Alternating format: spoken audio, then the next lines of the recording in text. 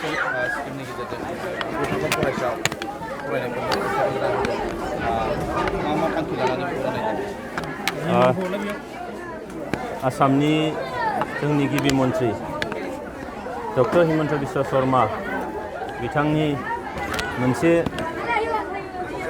Scheme बियो मोनसे आसनि बे स्पेशल स्किम मुख्यमंत्री बिखेख आसनि 2023 आरो 24 फाइनान्सियेल इयारनि थ' बेयाव क्लास 9नि फरायसाफोरनो साफ्रोमनोबो हौवासा जा हिन्जावसा जा गंफा साइकेल राननाय जादों आरो चिरां जिल्लायाव दाखालि सप्तासे सिगां गासै 8,000निबो एसे बारा फरायसाफोरनो साइकेल होनायनि जे बाथ्रा बेखौ जिल्लायाव अलरेडि खालामखांबाय। दिनैहाय रुनिकाटा हायार सेकेन्डारियाव गासै 353 फरायसाफोरनो 353 साइकेल गंफा क्लास 9नि फरायसाफोरनो होनायनि थाखाय जि थांखि लादों। दिनैहाय डेम' हिसाबै सा 20 फरायसाफोरनो साइकेलखौ रानग्रोनाय जाबाय। आसाम सरकारा बेनो मिजिङा जे ओरैबायदि माखासे फरायसाफोर दङ, ओरैबायदि माखासे न'खरफोर दङ जेराव गावनि फिसा फिसौ फोरोंनायनि थाखाय बिथांमोनहा फरायसालियाव फैनो राङारि मदद हरनो हाया, जायनि थाखाय गोबां फरायसाफ्रा गोजाननिफ्राय फैनांगौनि थाखाय बिथांमोना गारि भारा मोनियाव मालाबा फरायसालियाव फैनो हायै जायो। आरो बे गासै बाथ्राखौ नोजोर लाखिनानैनो दिनै आसाम सरकारनिफ्राय मुख्यमंत्री बिखेख आसनिनि गेजेरजों साफ्रोमबो क्लास 9आव फरायनाय फरायसाफोरनो गंफा साइकेल राननाय जादों, जाहाथे बिथांमोना क्लासाव थांनाय टाइमाव गारि भारा गैजायाजासे जि मोनसे क्लासाव फैनो हायै अबस्था जायोमोन बे जेंनानिफ्राय जाहाथे बिथांमोना उदां जायो।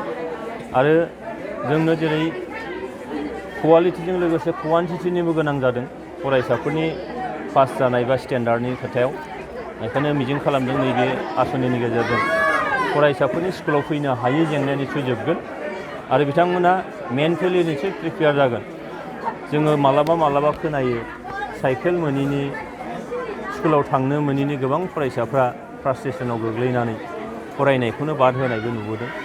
दा दिनै ड्रप आउट फरायसाफ्रा जाहाथे जाया आरो बिनि थाखाय उन्दै क्लासनिफ्राबो जाहाथे गोसो होनानै फरायो, बिनि थाखायनो बे खामानिखौ मावनाय जादों। आरो जों नुदों हायार सेकेन्डारि पास जानाय लोगो लोगो स्कुटि होनाय, मेट्रिक पास जानाय लोगो लोगो लेपटप होनायनि जे बाथ्रा, बे आसनिजों दिनै फरायसाफ्रा एनकारेज निस्सय मोनगोन आरो फैबाय थानाय समाव बिथांमोननि जे स्कुलाव एटेन्डेन्स, बिथांमोननि जे कुवालिटि, बे जिनिसा निस्सय गोजौआव फैगोन होनना आं मिजिं खालामो। दा नोंथांमोननि सरकारा गोबां समाव स्कुटि आरो साइकेलखौ राननानै होबाय। दा बिथांमोनखौ माखासे गाज्रि हाबानिफ्राय बा थांलाय फैलायनि थाखाय सुबिदा जाबाय। दा बिथांमोनखौ साइकेल आरो स्कुटिखौ माबायदि बाहायनांगौ होननानै नोंथाङा सानो? बेयावथ' ओरैनो सरकारनि उद्देश्यआ जाहैबाय जाहाथे फरायसा सासेया थांलाय फैलायाव सुबिदा जाहाथे जायो, बिनि जे दैनन्दिन माखासे खरसफोर बा समनि जे बाथ्रा बिनिफ्राय जाहाथे उदां मोननो हायो। आरो आं खावलायदों जे ओंखायनो जे साइकेल मोननानै गाज्रि खामानियाव गाज्रि हाबायाव जाहाथे बाहाया, बेखौ सोलोंथाइनि थाखाय मोजां सोलोंथाइ लानो जिथु होनाय जादों, सोलोंथाइनि थाखाय जाहाथे बाहायो।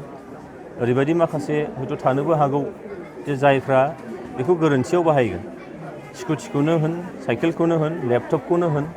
बेखायनो जोंनि खावलायनाया बेनो, सरकारनि थांखियाबो बेनो जे फरायसाया प्रपार मोनसे गियान मोननो थाखाय जिखिनि थांलाय फैलायजों लोगोसे दिनैनि साइन्स एन्ड टेक्न'लजियाव जेफोर गियानखौ नांगौ, बे गियान मोननो थाखाय जि सुबिदा खालामना होदों, बे सुबिदाखौ जाहाथे गोरोन्थि लामायाव बाहाया, बेनि थाखाय आंनि आर'ज। सना रुफा आरो हिरानि जुवेलारि गाननो मोजां मोनग्रा सुबुंफोरनि थाखाय गोजोनथाव खौरां। दासान्दि फुजा बोथोरखाय खम बेसेनाव फानगासिनो MSCB जुवेलार्सआव सना रुफा आरो हिरानि समायना रमायना जोंख्लाबनाय जुवेलारिज। MSCB जुवेलार्सआव मोननो हागोन राजकोट जुवेलारि, कास्टिं जुवेलारि, कलकाता जुवेलारि, मेसिनजों बानायनाय जुवेलारि आरो आखाइजों बानायनाय जुवेलारि। लोगोसेनो हाबा हुखायाव गाननो थाखाय सना आरो हिरानि समायना जुवेलारिसफोरखौबो मोननो हागोन। MSCB जुवेलार्सआनो दं क'क्राझार सहरजों नांजाबनाय क'क्राझार रेल गेटनि साखाथि वार्ड नं 5 बिबेकानन्द पथआव। MSCB जुवेलार्सजों थोंजोङै जगाजग खालामनोबो हागोन 9954273079 जानबुं अनजिमायाव।